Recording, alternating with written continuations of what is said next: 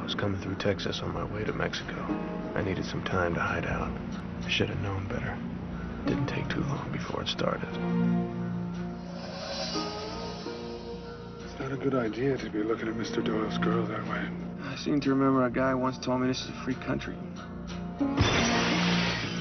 Are you free to go? 2 bootlegging gangs from Chicago took over this town. You got Strozzi and the Italians on one side and Doyle and his Irish boys on the other. Maybe I could make some money. Well, you came to the right place, sir, because everybody here is making a lot of money. His name's Smith. At least that's what he says. Did you get that car of yours fixed yet? I was hoping maybe you could help me pay the damages. I guess maybe you'll have to kill me. It'll hurt if I do.